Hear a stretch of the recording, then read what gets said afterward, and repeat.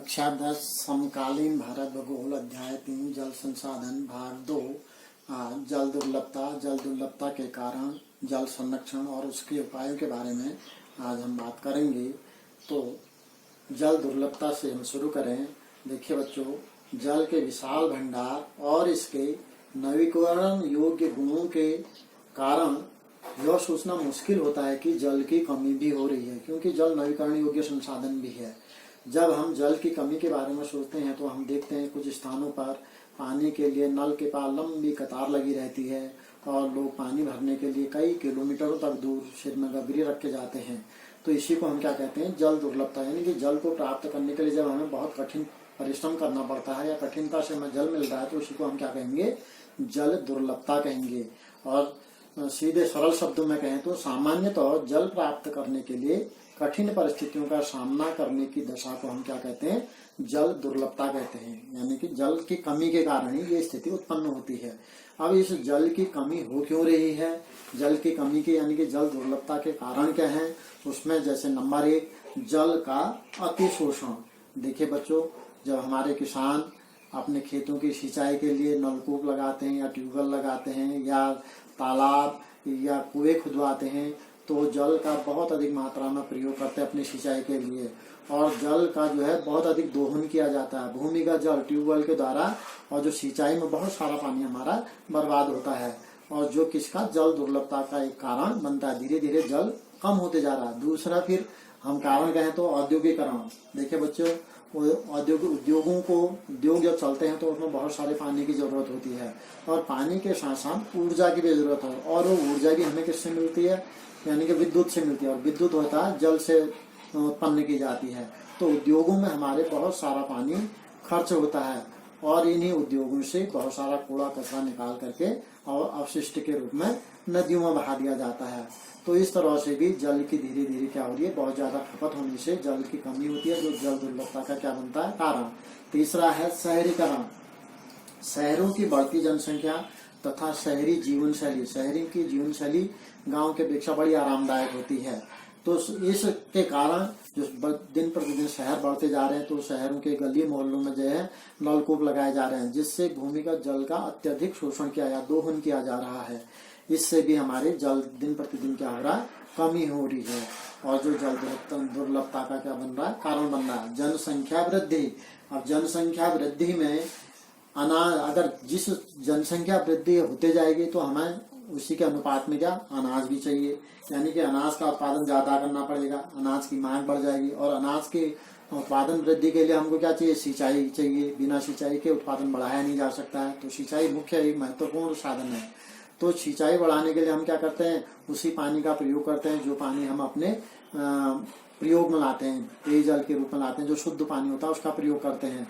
और जनसंख्या वृद्धि खेतों की सिंचाई के लिए अत्यधिक पानी प्रयोग किया जाता है और नलकूपों से भी गली मोहल्लों में बहुत सारा पानी प्रयोग किया जाता है, जिससे क्या है दिन पर दिन जल की कमी हो रही है, जो जल दुर्लभता का क्या बन रहा है, कारण बन रहा है।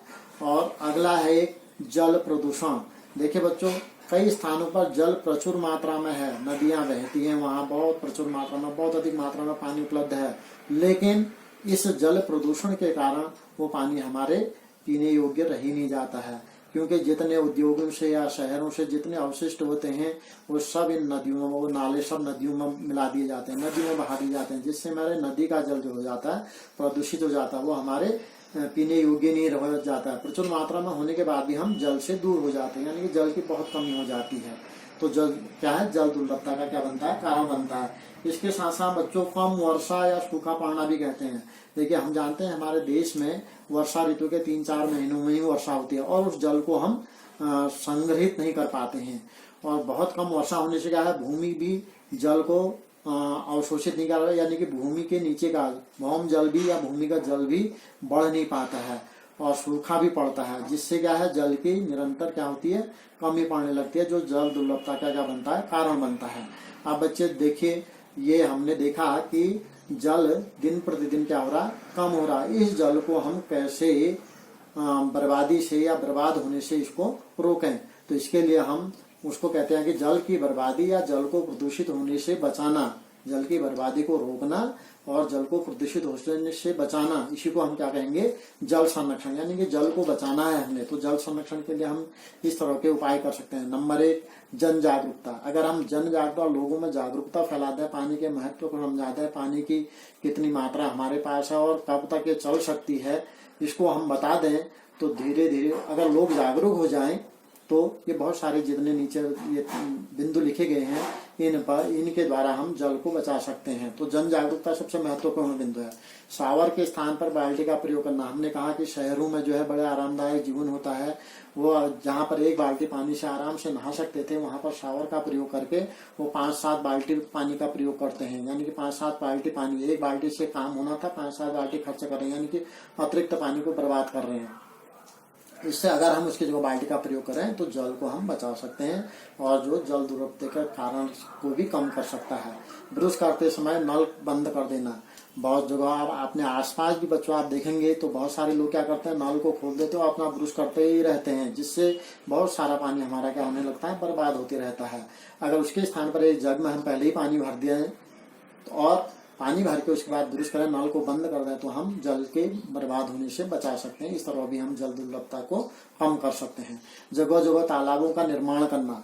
अगर अपने गांव में या जहां जमीन खाली जगह पड़ी है उन जगहों में तालाबों का निर्माण कर दिया जाए बच्चों, तो तालाबों के निर्माण से एक तो भूमिगत जल बढ़ेगा, दूसरा अनावश्यक जैसे सिंचाई के लिए अन्य साधनों, पशु जब हम ले जाते हैं पशुओं के लिए, इस तरह से हम उन तालाबों का प्रयोग, उन तालाबों में जमा पानी का प्रयोग कर सकते हैं।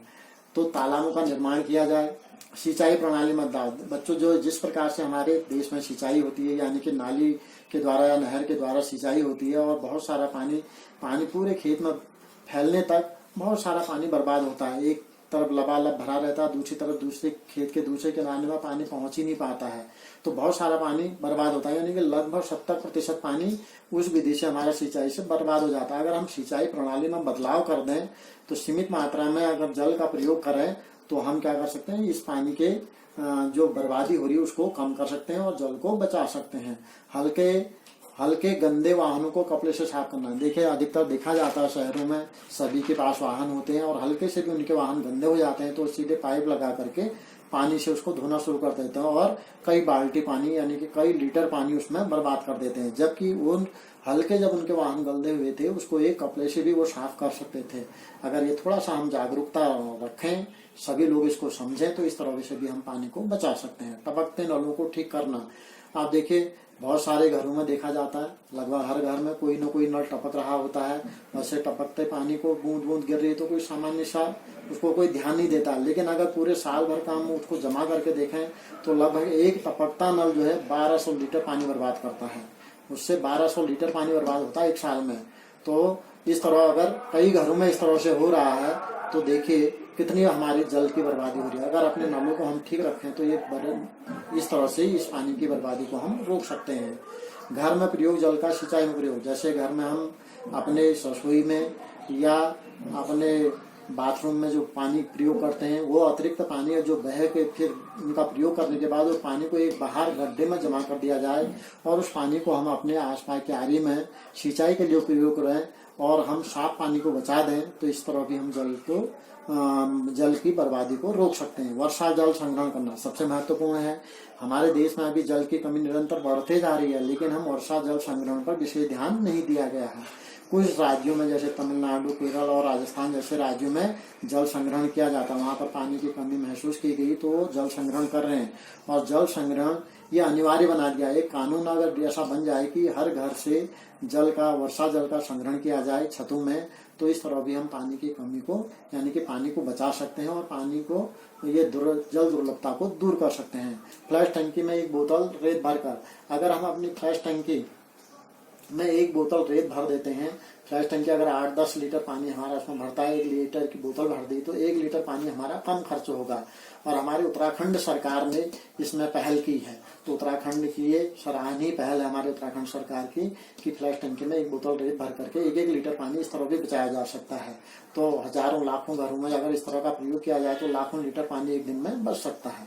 भवन निर्माण में वर्षा जल संग्रहण पानी का प्रयोग। अब जब हम भवन निर्माण या अन्य कार्य करते हैं बच्चों, उसमें अगर हमने वर्षा जल संग्रहण किया है तो इस पानी का हम प्रयोग करें तो इस साफ पानी को हम बचा सकते हैं और इस जल दुर्लभता को क्या कर सकते हैं, दूर कर सकते हैं। यानी कि भवन निर्माण या अन्य कार्य में हमने वर्षा जल का संग्रहण करके उस पानी का प्रयोग करना चाहिए। वृक्षारोपण, वृक्षारोपण देखिए, वृक्ष तो हमारे वहाँ प्रदूषण के लिए सबसे बड़ी, अगर वृक्ष हैं तो प्रदूषण बहुत कम होता है। यानी कि इन वृक्षों के कारण हमारा प्रदूषण की समस्या बहुत हद तक हल हो जाती है। इसके साथ ये पानी को बचाने के लिए, यानी कि वृक्ष जब अतिरिक्त पानी सोख लेते हैं तो वो वाष्पन अपनी फिर अतिरिक्त पानी को छोड़ देते हैं अपने रंध्रों द्वारा, तो वायुमंडल में छोड़ देते हैं, जो वाष्पित होकर के पुनः वहां बादलों के रूप में बदल जाता है, वर्षा के रूप में फिर से पृथ्वी पर यानी कि जमीन पर गिरता है। इस तरह से वृक्षारोपण वर्षा कराने में भी सहायक है। और वृक्षों की जड़ें, जो वृक्ष जहाँ बहुत अधिक मात्रा में होते हैं तो वहाँ वो नमी भी बनी रहती है। इस तरह से हम पानी को बचा सकते हैं। तो इन टॉपिकों के आधार पर, जितने बिंदु अभी हमने पढ़े उसके आधार पर बच्चों हम इनको हल करेंगे। जल दुर्लभता क्या है, जल दुर्लभता के कारण लिखिए, जल संरक्षण की आवश्यकता क्यों है, जल संरक्षण के लिए अपने सुझाव लिखिए।